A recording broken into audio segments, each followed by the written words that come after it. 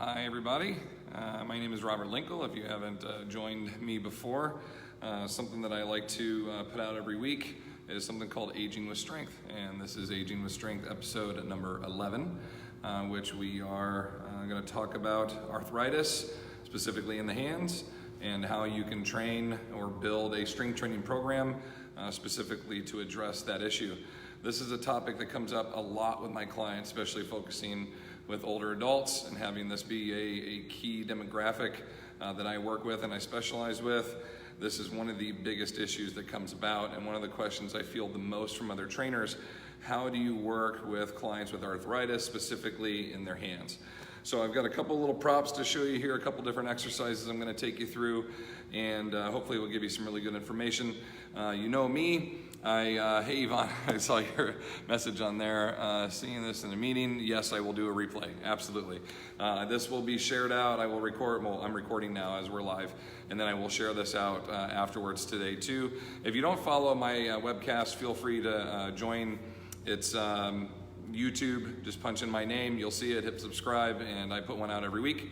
And you can also look for more information on trainingtheolderadult.com. All right, so I am all about stats when it comes to wanting to provide you all education. So if you go on to the Arthritis Foundation, which is www.arthritis.org, a lot of the information and articles that I'm going to be sharing with you, can be found on there. But this is some really great info specific towards our demographic. Over 50 million people, this is just in the United States alone, suffer from some type of arthritis. There's over 100 different types of arthritis. So a lot of people say that they think there's only three: arthritis, osteoarthritis, rheumatoid arthritis, and so on. But the biggest one is osteoarthritis, where the joint articulating joint and the muscularity around that, the muscularity is good, but the joint itself starts to wear down, and eventually you get down to where you are bone on bone. And that becomes very painful, number one, but you start to atrophy in your musculature because it hurts so bad, the client decides, or you decide, not to use that area anymore. So now we have an atrophy issue, we have a pain issue. They start to basically feed into each other, and we get to a point where, specifically in the hands are actually starting to freeze up or become unusable, almost like a frozen shoulder, where we don't put our arms directly over our head anymore, so the shoulder starts to freeze up. It's the same issue that starts to occur with the hands. So we have this pain there, we have this issue in the hands. Because it hurts so bad, we actually stop using them or stop articulating them to do things that would actually benefit or increase, as a lot of the benefits from strength training would be, or just articulating and using them. It increases joint lubrication, helps you reduce swelling and stability in that area, or reduce swelling but increases stability in the area. Overall grip strength on both sides, reduction of pain, even though in the act of, and we'll talk about the grace period here a little bit, it's going to be painful in the beginning days, actually a couple of weeks, maybe even up to a few months, until you start to build the strength and start to move through some ranges of motion that are a little bit more comfortable for you. So it's going to take some time. It helps prevent bone loss. There's all kinds of great benefits from this. But the sticking point, the issue we really start to see with a lot of our clients, especially when they're first starting, and this is the issue for them, is they start to basically suffer more or less from the amount of pain and how much it hurts.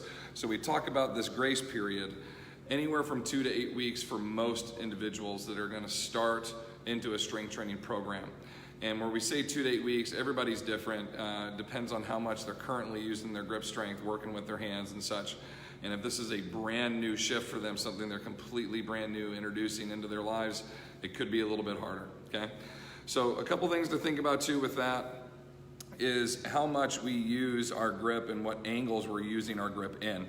So something I want to show you, when we are working at a desk, computers, driving, a lot of the things that we do, we're focused, if we're looking anatomically, okay, from the anatomical position, we're focused mostly from wrist flexion, which would be a sagittal plane movement action that we're working on. And we have a lot of the issues, arthritically speaking, carpal tunnel, other ligament issues in the wrist that come from excessive amounts of flexion or over gripping, which are the two most common things we basically use our hands for. So when we get now into the weight room and we're like, hey, let's start handling dumbbells, let's start working with different weights, let's start working with cable pulls and such, we're working with weight in positions that are not actually addressing our most common injury, our most common issue. So the weight that we hold is now loading on each lateral side of the wrist, but the issue that we're having is coming from flexion and extension overuse.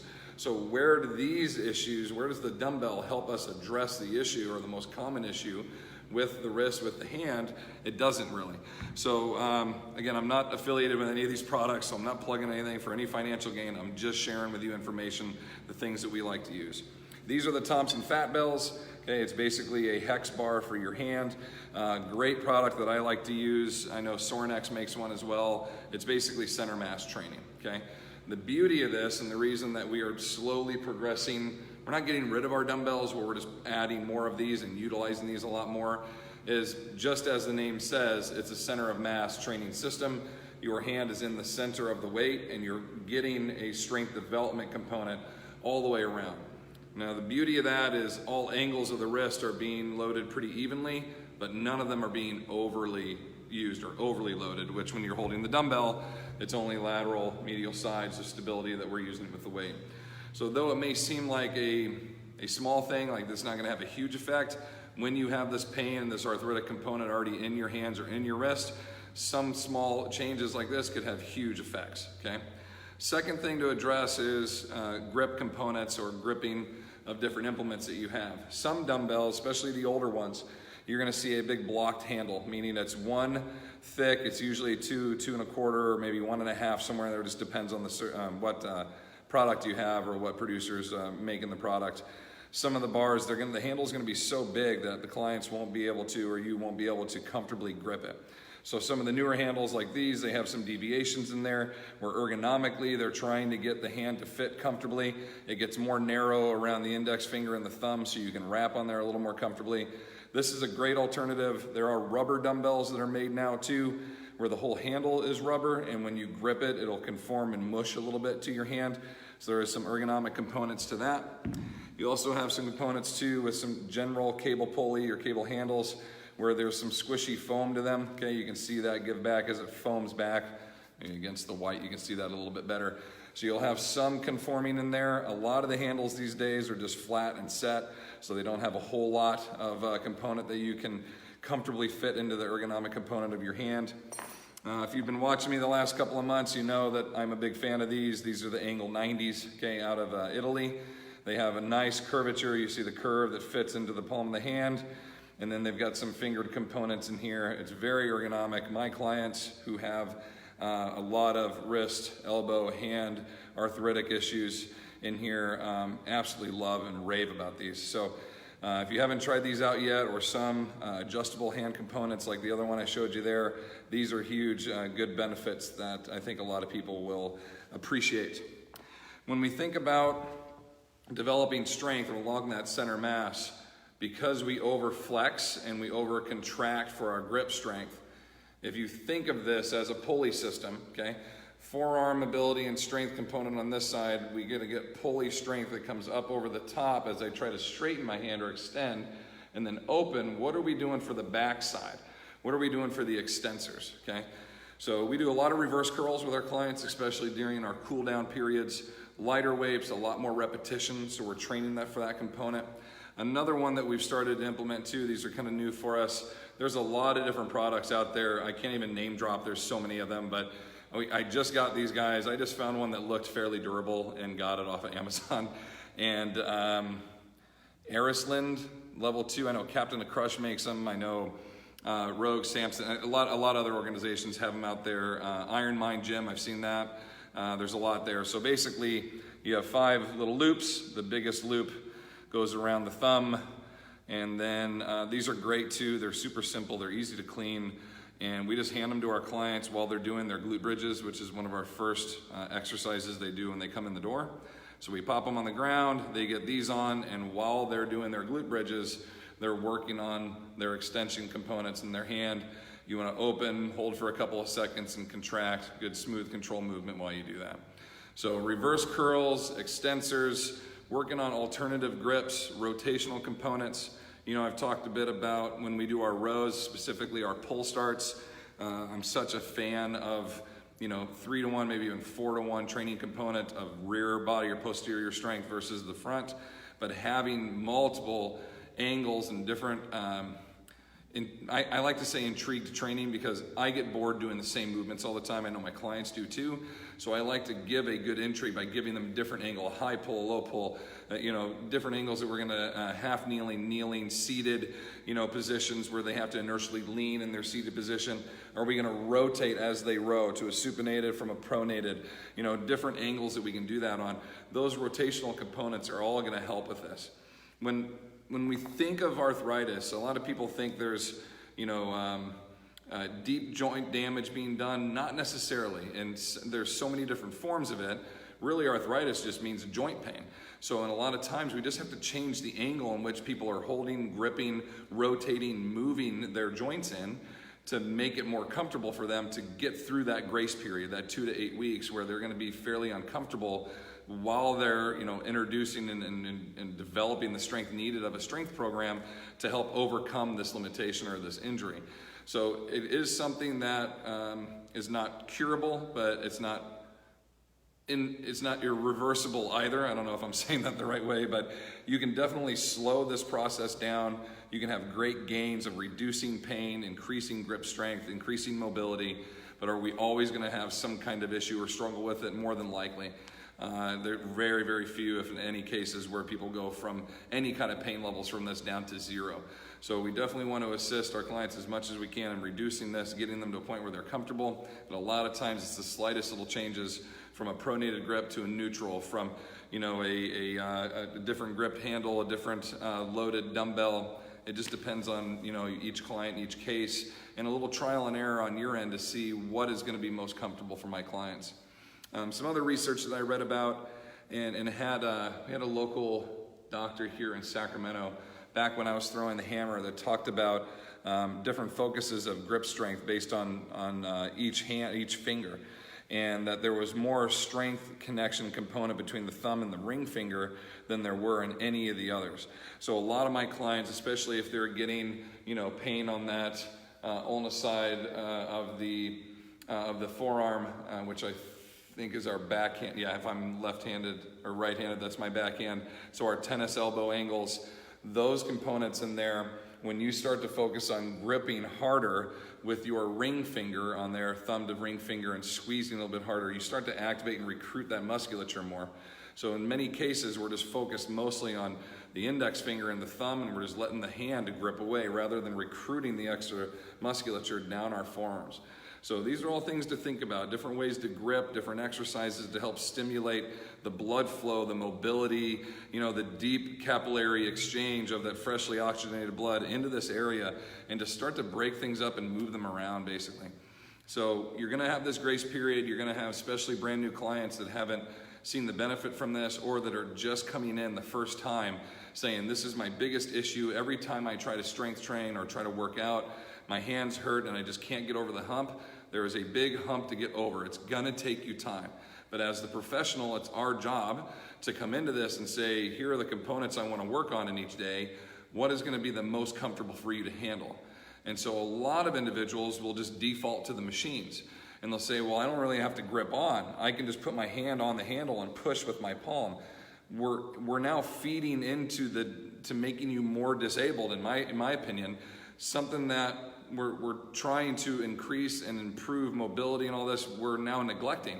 To say that you've worked out, that you've strength trained, but it's not actually addressing the issue, okay? We've gone right around it.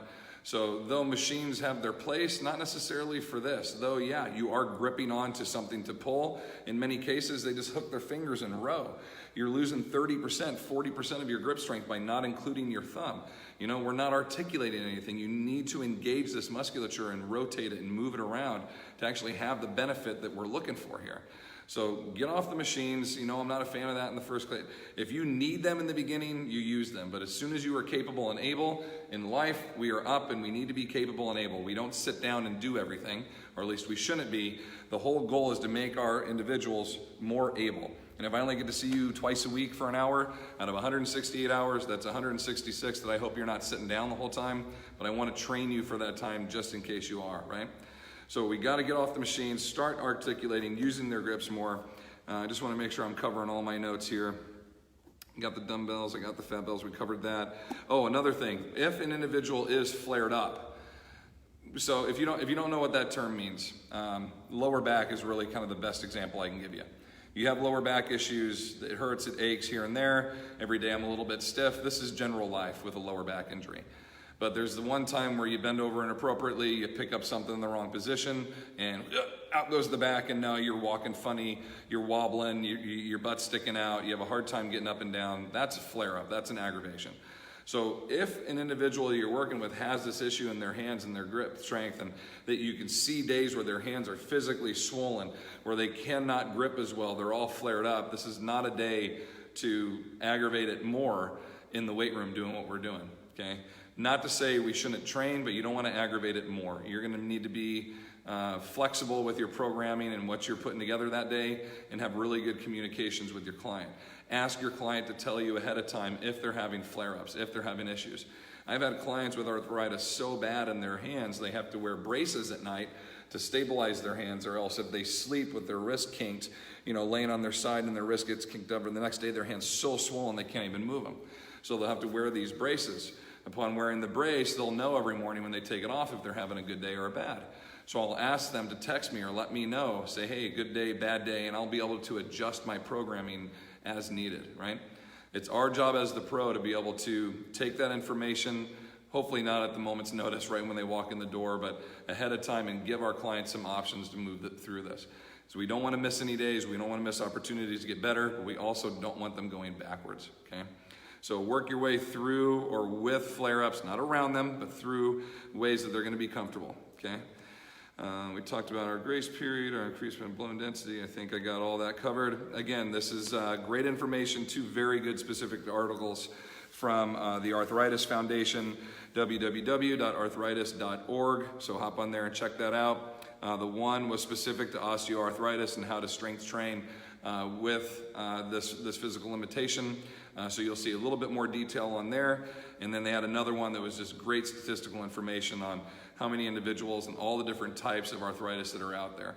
Hopefully some of this was some really good information for you. You learned some bit. If you did, please share this out. Please check us out on YouTube, my name, and you'll be able to subscribe and share out of our podcast, Aging with Strength.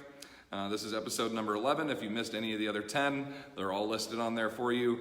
Webcast means it's a video just like we're doing right now, so you'll be able to see any demos that I do, any video replays that I do. It's all on there. So thank you for joining us. If you have questions, feel free to throw them on down below, and I will answer and get back to you in a timely manner. And again, thank you for joining us. We'll see you at Aging with Strength next week. Everybody have a good one. Take care. We'll talk to you soon. See ya.